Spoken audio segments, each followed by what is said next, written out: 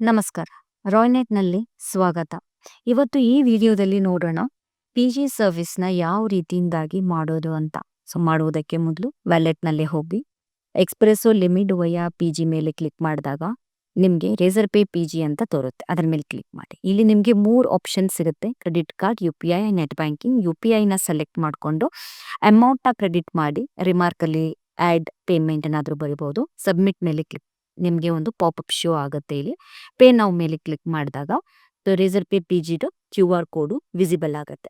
So ನಿಮ್ಗೆ ಇಲ್ಲಿ ಕೆಳಗಡೆ ನಿಮಗೆ ಯು-ಪಿ-ಐ ರಿಕಮೆಂಡೆಡ್ ಅಂತ ಕೇಳುತ್ತೆ. ಇಲ್ಲಿ ನಿಮಗೆ ಯಾವುದಾದ್ರೂ ಯು-ಪಿ-ಐನ ನೀವು ಇಲ್ಲಿ ಯೂಸ್ ಮಾಡ್ಕೋಬೋದು. ನಿಮ್ಮ ಹತ್ರ ಗೂಗಲ್ ಪೇ ಇದ್ರೆ ಗೂಗಲ್ ಪೇ, ಫೋನ್ ಪೇ ಇದ್ರೆ ಫೋನ್ ಪೇ, ಸೊ ಯಾವುದಾದ್ರೂ ಅಮೆಝಾನ್ ಪೇ ಇದ್ರೆ ಅದು, ಯಾವುದು ಪೇ ಇರುತ್ತೋ ಆ ಪೇಯಿಂದ ನೀವು ನಿಮ್ಮದು ಮೊಬೈಲಲ್ಲಿ ಆ ಪೇನ ಓಪನ್ ಮಾಡ್ತೀರಾ ಆ್ಯಪ್ನ.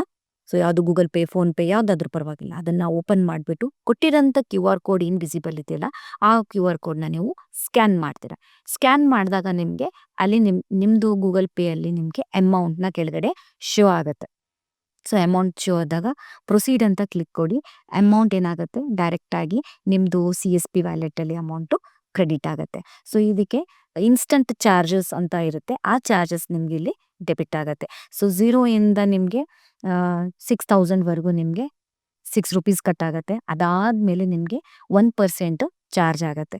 ಸೊ ಈ QR ಕೋಡ್ ನಿಮಗೆ ಯಾವುದಾದ್ರೂ ಪೇಯಿಂದ ನೀವು ಯೂಸ್ ಮಾಡ್ಕೋಬೋದು. ಓಕೆ, ಇದಾದ್ಮೇಲೆ ನಿಮಗೆ ಕನ್ಫರ್ಮೇಷನ್ ಪೇಮೆಂಟ್ ಅಂತ ಸಕ್ಸಸ್ಫುಲ್ ಆಗಿದೆ ಅಂತ ನಿಮ್ಗೆ ಇಲ್ಲಿ ಶೋ ಆಗುತ್ತೆ.